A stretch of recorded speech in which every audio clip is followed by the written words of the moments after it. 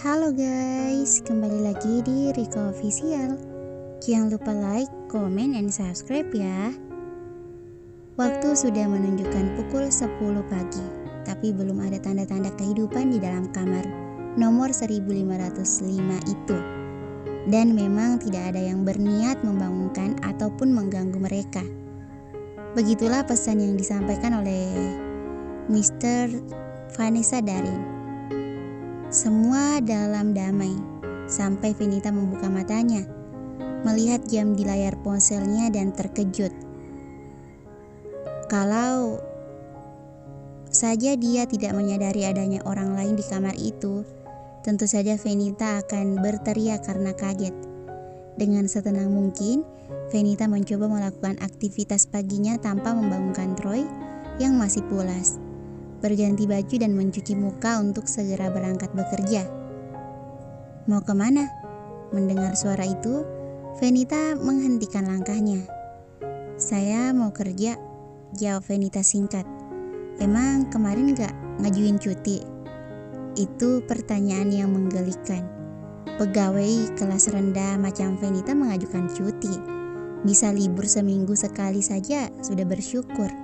Lagi pula dia masih harus membenahi kinerjanya yang belakangan ini menurun sesuai janjinya kepada Gali sang manajer. Resign aja, jangan sampai mama tahu kamu masih bekerja dan berakhir buruk. Resign. Kalau Venita mengajukan resign, terus dia akan mendapatkan uang dari mana? Bagaimana dengan hidupnya? Adik-adik di panti. Memang ya orang kaya kalau berbicara suka nggak difilter dulu. Mereka mah enak, uang gak perlu mikir. Beda dengan dia yang harusnya bekerja keras, bahkan hanya untuk makan sesuap nasi. Tunggu, aku antar. Perintah Troy tegas, lalu berjalan menuju kamar mandi. Venita ingin rasanya langsung berlari meninggalkan hotel untuk langsung ke restoran.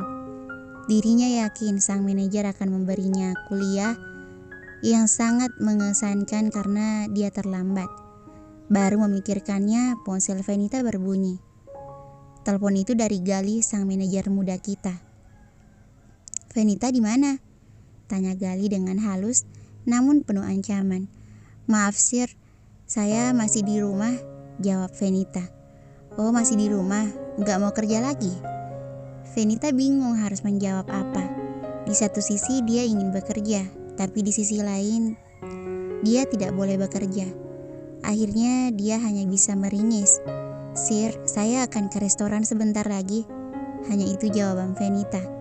Begitu memarkirkan mobilnya di parkiran basement, Troy berjalan memimpin dan Venita dengan patuhnya mengikuti di belakang. Tak ada sepatah kata pun yang keluar dari mulut mereka. Melihat ada tamu istimewa yang datang, sang manajer tentu langsung menyambutnya. Dan betapa kagetnya Gali saat melihat Venita dengan tenangnya mengikuti Troy. Mr. Darin, ada yang bisa saya bantu? Tanya Gali dengan sopannya. Mulai hari ini Venita resign. Semua urusan yang berhubungan dengan pekerjaan di-cut. Ucapan Troy membuat mulut Gali ternganga. Dia tidak mempercayai apa yang baru saja didengarnya. Si pengantin ini kenapa tiba-tiba datang dan berkata seperti itu? Pelayannya yang berharga dipaksa untuk resign. Kali ini apa yang sudah dilakukan Venita? Berbagai pertanyaan itu berputar di otak Gali. Sir, maksud Anda? Saya tidak menerima pertanyaan. Itu saja yang mau saya sampaikan. Bangkit dari duduknya, Troy lalu berjalan meninggalkan Gali yang masih belum paham. Venita, ayo. Suara itu menyadarkan Gali. Venita yang namanya dipanggil segera menyusul Troy dan menghilang dari pandangan Gali, meninggalkan dirinya dengan pertanyaan yang tak terjawab. Terlihat jelas bahwa Venita menatap Gali seolah berkata, maafkan saya, sambil meninggalkan Gali yang masih belum sadar dari keterkejutannya. Troy mengambil cuti untuk menikah selama 3 hari, tapi masih tersisa 2 hari sudah membuat dirinya kelimpungan. Sesudah membantu pindahan Venita di cuti pertamanya, Troy kini merebahkan tubuhnya di sofa dengan televisi tanpa melakukan apapun. Dia sangat suka hari libur, tapi dia sangat tidak suka melewatkan liburannya dengan sia-sia. Tapi disinilah dia sekarang, menyia-nyiakan liburannya. Semua ini dia lakukan agar mamanya tidak curiga, mengira dia akan melewatkan hari bersama istri tercinta. Istri tercinta. Mendengar sebutan itu, rasanya Troy ingin membumi hanguskan semua orang. Baginya, hanya ada Bella yang pantas menyandang status sebagai Mercer Darin, sang istri Mr. Troy, Mikhail Darin. Seperti janjinya dengan sang mama, Troy langsung tinggal terpisah dengan ibunya. Ini membuat dia bebas untuk melakukan apa saja tanpa perlu dicampuri oleh sang mama, termasuk pulang larut. Itu bayangan Roy. Setelah makan malam selesai, Troy mengajak Venita berbicara serius.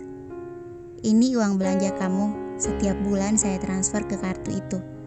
Urus semua keperluan rumah termasuk tagihan-tagihan. Sisanya terserah kamu. Penjelasan yang tiba-tiba ini membuat Venita bingung. Tentu saja dia tidak pernah mendengar hal ini sebelumnya. Dan sekarang dia menjadi Nyonya Darin. Tentu hidupnya akan berubah sedikit maupun banyak. Untuk menu makan, apa yang harus saya masak? Tanya Venita. Terserah kamu, toh saya jarang makan di rumah. Jawab Troy cuek. Intinya, kamu hanya pindah kos dan punya fasilitas keluarga Darin. Sisanya kamu tetap Venita yang biasa dan hidup seperti biasa. Setelah menjelaskan itu, Troy meninggalkan Venita menuju ruang kerjanya. Dia tidak tahu harus berbuat apa lagi, karena dia memang tidak pernah menginginkan adanya orang asing dalam hidupnya. Dan dengan menyibukkan diri dengan bekerja, Troy merasa hidupnya tidak akan berubah, kecuali statusnya yang sekarang sebagai pria beristri. Sama seperti malam-malam sebelumnya, Troy memandangi langit yang gelap, memikirkan seseorang yang selalu di pikirannya. Sebatang rokok dan sebotol wine menemaninya melewatkan malam. Setelah puas dengan lamunannya, Troy kembali ke kamarnya. Saat menuju ke kamarnya, dia melewati kamar istrinya yang terbuka sedikit. Rasa penasaran menggelitik hatinya untuk melihat apa yang sedang dilakukan gadis itu. Bodoh kamu, Troy. Tentu saja dia tidur sekarang, umpatnya dalam hati. Meski mengetahui bahwa Venita sedang tertidur, Troy tetap saja memasuki kamar gadis itu. Melihat dia tidur sendiri memunggungi Troy, dia tiba-tiba merasa sangat bersalah. Hidup seorang anak manusia menjadi berantakan karena dirinya. Dalam usia yang terbilang muda, 19 tahun, Venita harus menikah secara paksa dengan dirinya. Ditambah lagi jarak umur mereka yang tidak sedikit, 14 tahun. Meski sadar dengan apa yang dilakukannya, Troy tidak ada sedikit pun niat untuk melepaskan Venita. Dia masih membutuhkan dia untuk meredam suasana di keluarganya. Juga karena Venita sudah menandatangani kontrak perjanjian mereka. Akhirnya Troy kembali ke kamarnya sendiri dan mencoba untuk tidur. Venita tidak akan pernah membayangkan bagaimana kehidupannya setelah berumah tangga.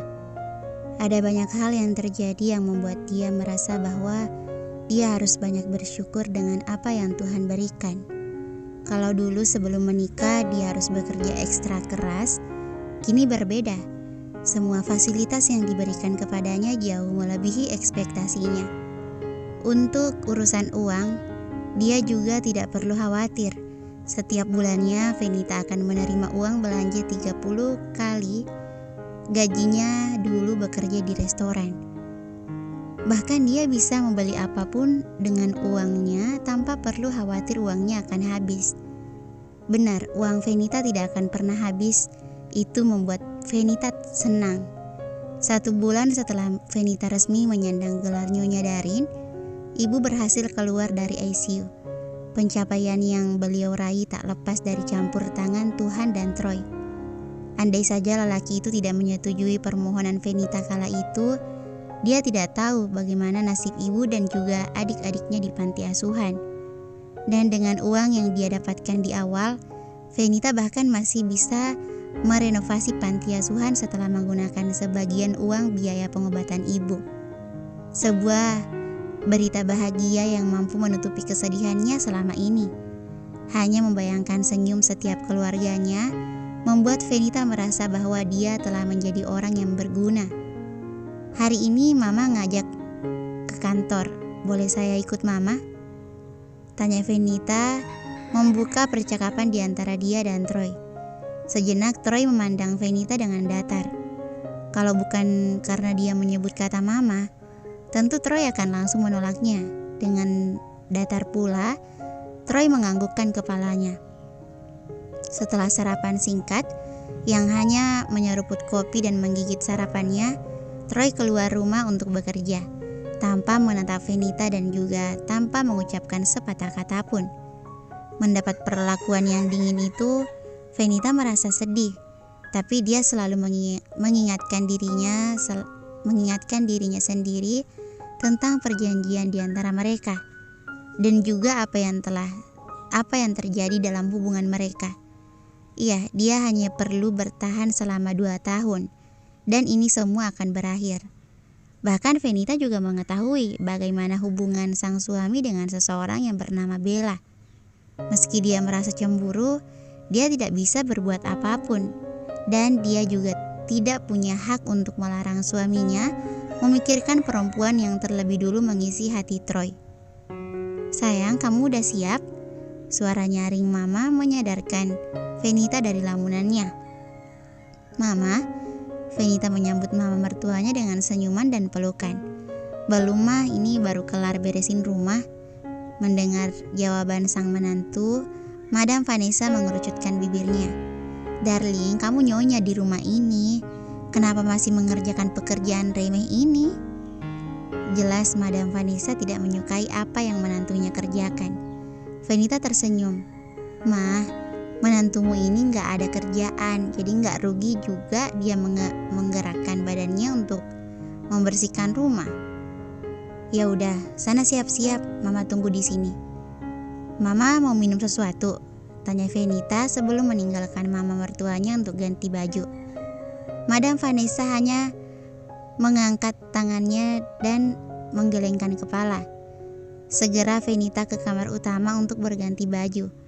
Saat ada orang lain atau mama, Fenita akan masuk ke kamar itu, menuju walk-in closet untuk berganti baju. Beberapa baju formal sengaja Fenita taruh di sana agar tidak kesulitan saat ada mama. Itu juga menghindarkan beliau dari kecurigaan bahwa mereka tidur di kamar yang terpisah. Ayo mah, Fenita baru saja turun dari tangga. Dia mengenakan mini dress yang sedikit longgar yang dilengkapi dengan ikat pinggang kecil. Simpel namun tetap memancarkan aura cantik yang tak terelakkan. Sepasang anting yang menghiasi telinganya. Itu adalah anting yang dibelikan Madam Vanessa beberapa waktu yang lalu. Sebuah jam tangan mewah menghiasi pergelangan tangannya. Less in more, itulah prinsip Fenita. Madam Vanessa sangat puas dengan penampilan Fenita. Baru beberapa bulan resmi menjadi menantunya, dia sudah beradaptasi dengan sangat baik. Bahkan dia bisa memilih baju mana yang pantas untuk dikenakan dalam acara apapun. Itu membuat Madam Vanessa mengurungkan niatnya untuk mempekerjakan fashion stylist pribadi untuk Fenita. Ayo, Madam Vanessa menggandeng tangan menantunya dengan riang. 3 bulan pernikahannya dengan Troy, terkadang Fenita mengunjungi kantor perusahaan keluarga Darin. Di sana dia melihat bagaimana sang suami bekerja. Bahkan terkadang dia mengikuti rapat direksi yang berlangsung meski dia hanya akan menjadi penonton. Semua itu karena kuasa sang mama mertua. Beliau bersikeras Fenita harus belajar bisnis. Karena cepat atau lambat, dia merasa sang menantu harus terjun menangani beberapa masalah yang ada di perusahaan. Bahkan kalau perlu, Fenita harus bekerja di perusahaan membantu sang suami. Mama udah sampai? sambut Troy begitu melihat sang mama memasuki ruang kantornya. Iya, sama Venita juga, jawab Madam Vanessa. Melihat istrinya datang bersama sang mama, Troy dengan luwes memeluk dan mencium pipi istrinya. Sungguh perlakuan yang normal dilakukan sang suami terhadap istrinya. Namun itu bukan hal yang biasa bagi Venita. Dia masih saja canggung dengan perlakuan Troy, karena dia tahu Troy melakukan itu hanya di depan mamanya dan orang-orang. Ve, kenapa malu-malu gitu? Kalian kan udah nikah, kis-kis gitu mah harus dibiasain, goda Madam Vanessa yang melihat Venita sedikit menghindari ciuman Troy. Belum terbiasa mama sayang. Troy berusaha membela sang istri, tersenyum sambil membelai rambut Venita yang sedikit coklat dan panjang. Tentu saja Venita hanya bisa tersenyum riku saat menerima perlakuan Troy yang tidak biasa itu, berusaha menutupi kegugupannya. Kembali ke kesibukan masing-masing. Troy kembali bekerja dengan serius di balik mejanya setelah menyambut dua wanitanya. Venita tetap di kantor Troy sembari menunggu Madam Vanessa selesai melakukan beberapa hal dengan para pimpinan direksi. Meski ini bukan pertama kalinya Venita melihat Troy yang serius bekerja, Venita tetap saja terpesona dengan suaminya itu. Aura laki-laki memang berbeda saat mereka sedang bekerja. Itu memang benar adanya. 2 minggu lagi kita ke Inggris, honeymoon, ucap Troy yang bahkan tidak mengalihkan pandangannya dari dokumen yang ada di depannya. Oke, jawab Venita singkat. Udah ada paspor. Melihat Venita yang tidak segera merespon pertanyaannya, Troy menduga bahwa gadis ini belum memilikinya. Setelah ini kita urus paspor buat kamu, katanya dengan tenang. Apa yang kalian bicarakan? Madam Vanessa masuk ke ruang kerja Troy tanpa permisi. Kita lagi bahas honeymoon mah. Mendengar jawaban Troy, mau tidak mau Madam Vanessa menjadi bersemangat. Terlihat binar matanya yang mampu membutakan pandangan orang lain. Habis ini kita mau urus paspor Venita. Jadi aku izin ya mah? Tentu saja. Madam Vanessa langsung menyetujuinya. Tak lupa ditambah senyum lebar yang mempesona. Rencana Troy untuk ke Inggris sebentar lagi akan terlaksana. Setelah hampir 6 bulan tertunda sejak pertama kali mengetahui keberadaan Bella, tapi itu hanya masalah waktu. Intinya, dia akan segera berjumpa dengan pujaan hatinya. Dan benar saja, mamanya tidak menaruh curiga sama sekali saat dia mengatakan akan ke Inggris untuk honeymoon.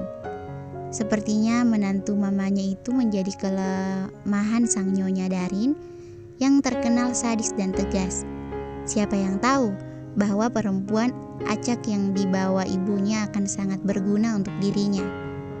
Siapkan semua keperluanku selama di Inggris, kata Troy di sambungan telepon.